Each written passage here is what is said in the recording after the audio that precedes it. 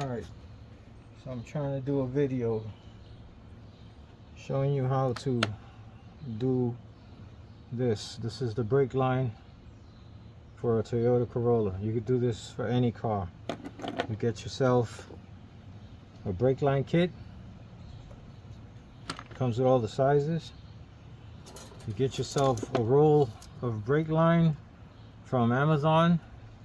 I'm wearing a mask. I don't know if you can see me on the video, but it's smoky out here. So anyway, and I use a small grinder to cut the pipe, which is not the way, you know, most people would do it, but it works for me, so I do it. This doesn't belong here, but and then you get yourself a little line bending tool, and the most important one, the flaring tool. All right, and if you think you're only going to do this once during the lifetime of your car, which is like me, this is probably the second time I've done it, and I'm glad I have this stuff because it comes in handy. So let's get to it. Most importantly, before you start, make sure you put this in here first, because if you forget and you flare it, you're gonna have a problem. The first one you don't have to worry about because it falls out the bottom. You can always put it in through the bottom, no big deal. All right, so we could leave that one out for now. So the first thing we want to do is we want to bend the line. All right, you put it in here.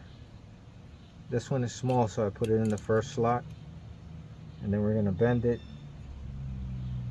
right here. Actually, my bad, it's this way.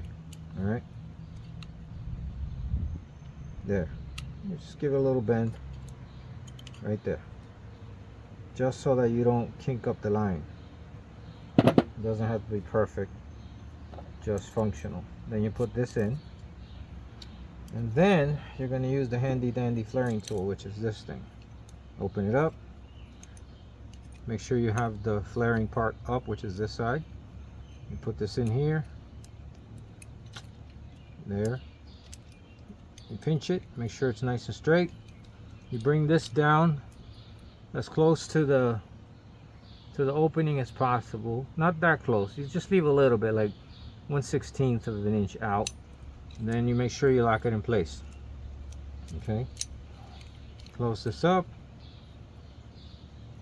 All right, now you take the flaring tool, you slide it in here over it. All right, it's a little tricky to hold, but yeah, it works out. You just gotta, once you bring it down, you put it in there, it's in the hole, and you just start twisting. All right, you twist until you can't twist no more. Yeah, you gotta be a little strong. Ah, there you go. And then you, once it's done, you take it off. Sorry, I'm not as strong as I used to be. Anyway, there we go. All right, so now you take this off, and you take this off, and you will see that it has been flared perfectly. See that? And now you take this, and you see that it creates a nice seal. So this is how this would work. This is the cylinder for the Corolla, right? This goes in here, right there. See that? Perfect. And then all you do is, oh, I don't have the wrench here, but anyway, you tighten this, and that's it. Good as new, right? Then you do the same thing to this one. So when you're in the car, when you go to the first, you go to the car, you measure out a piece, you know, get the idea of where you got to make the bends. It doesn't have to be precise, as long as they're not kinked when you bend it. That's why you need the bending tool. And then, you know, you bend it up and you put it in, and it works out nicely. Why am I doing this? Because sometimes when you go to take this off, it gets stuck to this, and this happens, it twists, and then it breaks. But luckily you can use this thing with this. Try to choose one, like I chose this one because it's a little bigger and it lets the pipe move around. Last time I messed up and I used the smaller one, and as you can see, there's a little rust in there. It got stuck to the pipe, and when I twisted this off, it also twisted the pipe, broke it off. That's why I'm doing it again. So you learn from your mistakes. You get a bigger head one, put it in. When you tighten it, it'll still have a little gap there, but it's sealed on the inside. So you're good to go. Next time you go to take it off, it'll pop off and it won't twist this. All right. I hope you guys got something from this.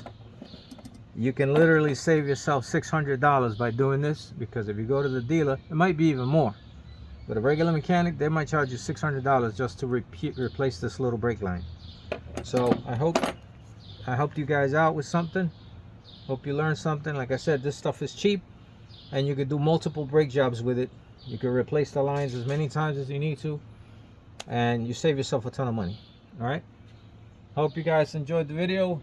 Like and subscribe, and thank you for watching.